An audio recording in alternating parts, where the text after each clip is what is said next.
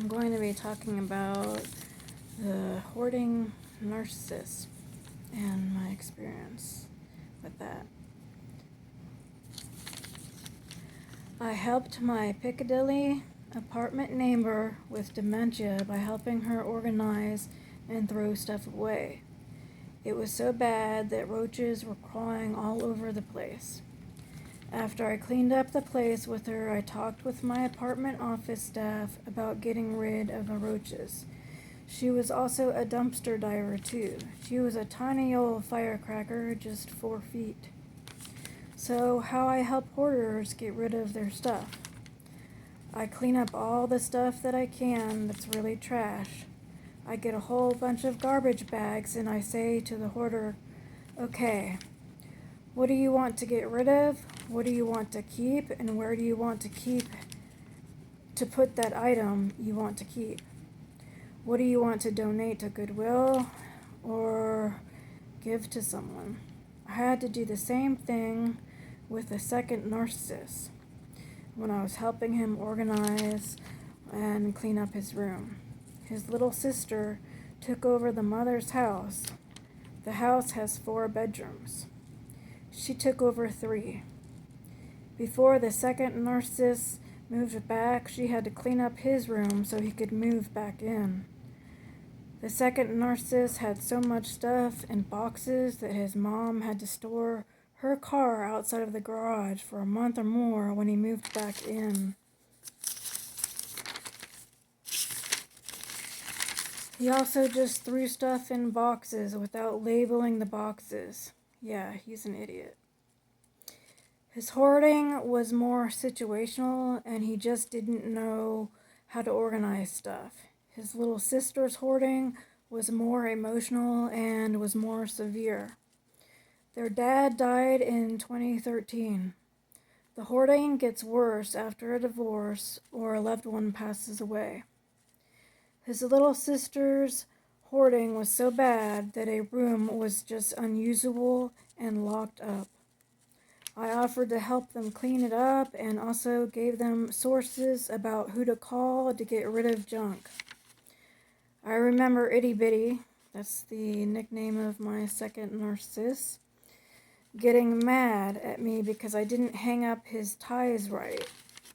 He was very much of a perfectionist and how he wanted to do things, and if I gave him a suggestion, he would get mad and also say quit trying to say I need to get rid of my stuff. He took over the space under my apartment stairs, so I couldn't get to my bike or store stuff I wanted to store under there. He had to rent a storage space to put his camping stuff in that he never used. He got a discount because of living at the apartment. He can't get that discount now.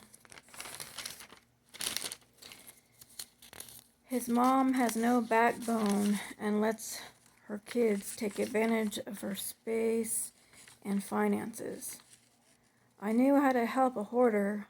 I knew how to deal with their mind loops when it came to dealing with all their stuff. Many breaks outside of the place and then coming back inside. He wasn't as bad as his sister with the hoarding and disorganization, so I felt like I could help him. It's not easy to live with someone who has too much stuff and doesn't know what to do with it or how to organize it. He got mad at me whenever I brought up the topic of him having too much stuff. He didn't want to organize everything. He felt so overwhelmed to organize things. I could no longer help him get rid of stuff or organize his stuff because he took it the wrong way and thought I was being too bossy or a nag.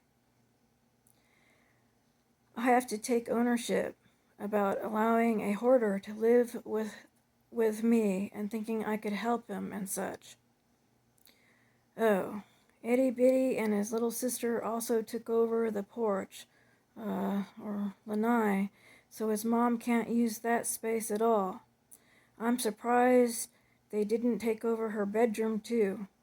And yes, I've I've watched that hoarding show.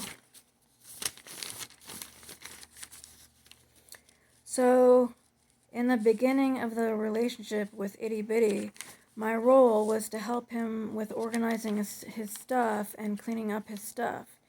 He guilt-tripped and played the poor me card. I should have noticed those red flags, but I didn't. I just thought, here is a disabled dude that needs help and I gotta help him. I went to Hebrew school with him. I went to middle school with him. We were childhood sweethearts like Kevin and Winnie in the Wonder Years. I went to a different high school and we lost touch after that until 2018. He said that he didn't have anyone to help him with his stuff, and I was the only one in his life at the time to help him. This summer, he winded up having to pack up his stuff by himself. He's very capable of doing stuff, but prefers others to do things for him and for others to cater to him.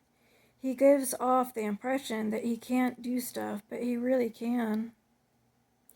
The only way for our relationship to work was if I was his slave and ignored all my needs just to meet his needs. That's what I told his older sister. I also told her that he doesn't want a life partner. He wants a slave. So this is what it's like living with a hoarder. So